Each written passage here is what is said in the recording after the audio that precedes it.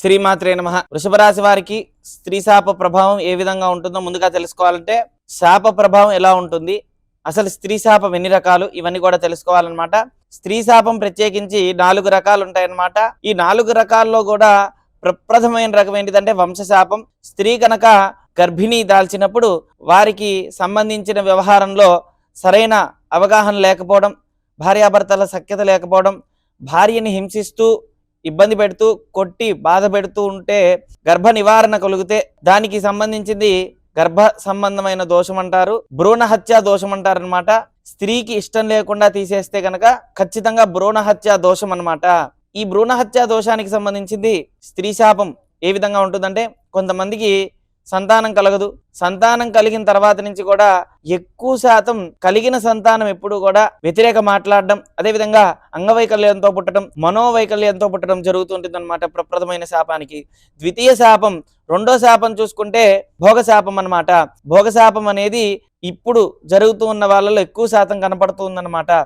భోగశాప ప్రభావం ఎలా ఉంటుందంటే ఇష్టమైన స్త్రీని వివాహం చేసుకున్న తర్వాత అన్య స్త్రీ అంటే పరస్త్రీ వ్యామోహంతో ఇంటికి వచ్చిన స్త్రీని సక్రమంగా సుఖపెట్టకుండా, సక్రమంగా పట్టించుకోకుండా, అన్ని రకాలుగా కూడా ఆదుకోకుండా, ధనపరంగా అన్ని రకాలుగా కూడా ద్రవ్యపరంగా వస్తుపరంగా అన్నిటినీ కూడా అన్య స్త్రీకి ఇస్తూ పరస్త్రీకి సంబంధించిన ఇస్తూ ఉంటే కనుక అప్పుడు ఇంట్లో ఉన్న స్త్రీ సంబంధించిన శాపం అంటే వారు దుఃఖించటం కూడా ఒక శాప ప్రభావమే. కాబట్టి వీరికి సరైన అవగాహన లేకపోవడం, ప్రశాంతత లేకపోవడం, ఏకాగ్రత లేకపోవడం, ఖచ్చితంగా కూడా అల్లకల్లోలంగా మనసు ఎప్పుడు కూడా ఎక్కడ పడితే అక్కడ ఆలోచనలు వెళ్తూ ఉంటాయన్నమాట. అంటే వీరేం చేస్తున్నారంటే వీరికి అర్థం కాదు, అలా ప్రవర్తిస్తూ ఉంటారనమాట.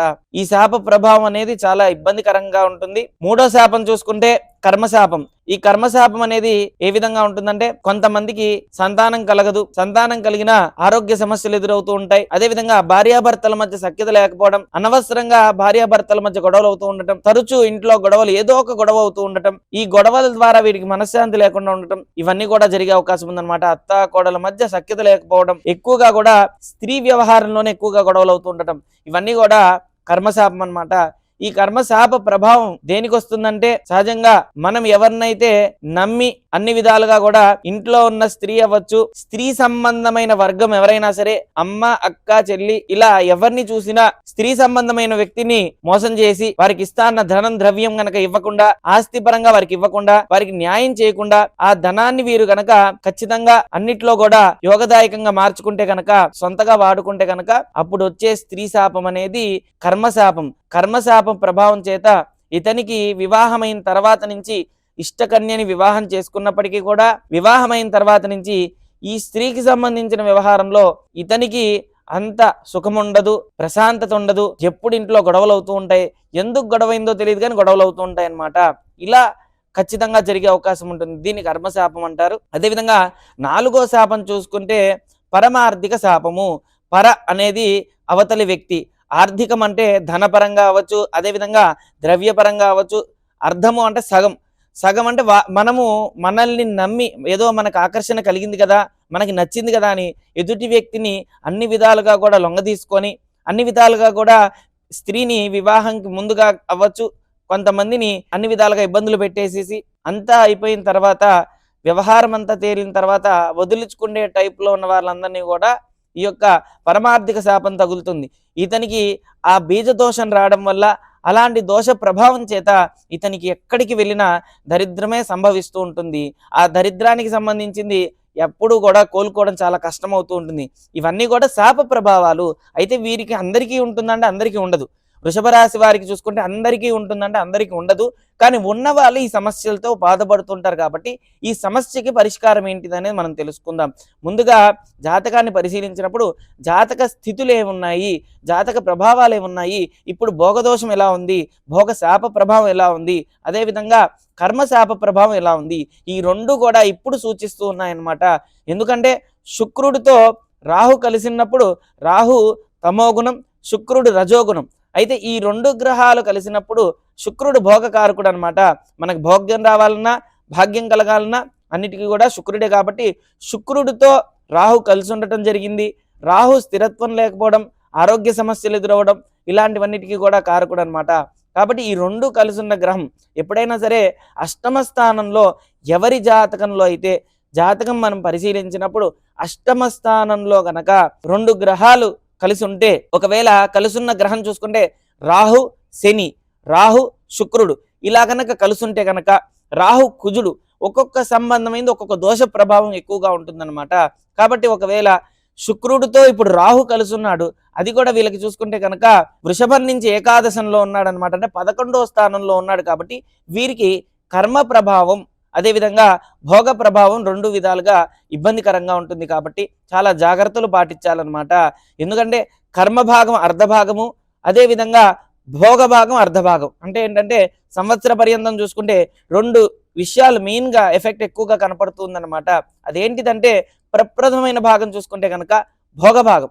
అంటే మొన్నటి వరకు కూడా శుక్రుడు శని కలుసున్నాడు, కానీ ఇక నుంచి శుక్రుడు రాహు కలుసున్నాడు మార్చి వరకు.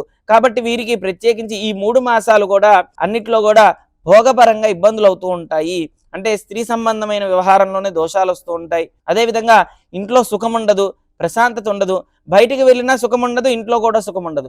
బయట కోరుకోవడమే చాలా తప్పైతే ఖచ్చితంగా కూడా ఇంట్లో వాళ్ళని ప్రేమగా చూసుకోగలిగితే ఖచ్చితంగా అన్నిట్లో కూడా విజయం సాధించవచ్చు, దంపతుల మధ్య సుఖంగా ఉండొచ్చు అనమాట. అదేవిధంగా ద్వితీయ శాపం చూసుకుంటే కర్మశాపం. ఈ కర్మశాపం శనితో రాహు కలవనున్నాడు. అంటే మార్చి నుంచి డిసెంబర్ తర్వాత వరకు ప్రత్యేకించి ఈ 3 మాసాలు ఏంటిదంటే భోగశాపము, తర్వాత వచ్చే 3 మాసాలు కూడా తర్వాత నుంచి వచ్చే 3 మాసాలు ప్రారంభమయ్యి మార్చి నుంచి డిసెంబర్ వరకు కూడా కర్మశాప ప్రభావం ఉంటుందన్నమాట. ఈ భోగశాప ప్రభావం చేత అనుకున్నవన్నీ కూడా ఇబ్బందులు కలగడం, స్త్రీ మూలకంగానే ధన నష్టం కలగడం, స్త్రీ మూలకంగానే ఇబ్బందులు కలగడం, ఇవన్నీ కూడా జరిగే అవకాశం ఖచ్చితంగా ఉందన్నమాట. భార్యాభర్తల మధ్య సఖ్యత లేకపోవడం, గొడవలు అవుతూ ఉండడం, ఎందుకు గొడవ పడుతున్నాం తెలుసుకోకుండానే గొడవలు పడడం జరుగుతూ ఉంటుంది. ఇవన్నీ భయపెడుతున్నాం కాదండి, మనకి ఎక్కడ దోషం ఉంది ఆ దోషానికి ప్రాయశ్చిత్తం ఏం చేసుకుంటే మంచిది. మళ్ళీ చెప్తున్నాను, ఇది అందరికీ వర్తించదు. వృషభ రాశిలో పుట్టిన వాళ్ళందరికీ కూడా శాపాలు ఉన్నాయి అని మటుకు ఖచ్చితంగా అనుకోవద్దు. దానిలో ఒక్కరికో ఇద్దరికో ఉంటుంది. ఆ శాపానికి నివారణ కొరకు ప్రత్యేకించి సుబ్రహ్మణ్యేశ్వర స్వామికి సంబంధించిందేమో మేషరాశి వారు, అదేవిధంగా వృషభ రాశి వారు లక్ష్మీదేవి సంబంధించిన ఆరాధన చెయ్యాలి. 41 రోజు శాప ప్రభావ నివృత్తి కొరకు 41 రోజు లక్ష్మీదేవి మహామంత్రాన్ని జపం చేసుకోవాలి, లేదంటే శ్రీ సూక్త పారాయణం చేసుకోవాలి. నిష్టగా బ్రహ్మచర్యంగా అదేవిధంగా తీక్ష్ణంగా గనక తపస్సు చేసి ఈ యొక్క దోషాన్ని రహితం చేసుకోవచ్చు అనమాట. దోషం ఉన్నప్పుడు ఏదనుకుంటే ఇబ్బందికరంగా ఉంటుంది. ఇప్పుడు కర్మశాపం గురించి చెప్పుకున్నాం. కర్మశాపం ఏంటిదంటే ఈ యొక్క మార్చి నుంచి దంపతుల మధ్య అనవసరమైన గొడవలు, తెలియని భయాందోళనలు, తెలిసి కానీ తెలియక కానీ మౌనంగా ఉండటం చాలా మంచిది. ఎందుకంటే గొడవలు అయ్యే అవకాశం ఉందన్నమాట. అత్త కోడలు కానీ ఆడపడుచు కానీ ఇవన్నీ కూడా గొడవలు అయ్యే అవకాశం ఉంది. కాబట్టి ఎంత జాగ్రత్తలు పాటిస్తూ ఉంటే అంత మంచిదన్నమాట. ఏదైనా సరే ఒకవేళ మన జాతకంలో ఈ పరిస్థితి ఉంటే ఇలాంటి ఇబ్బందులు పడుతూ ఉన్నాం చాలామంది.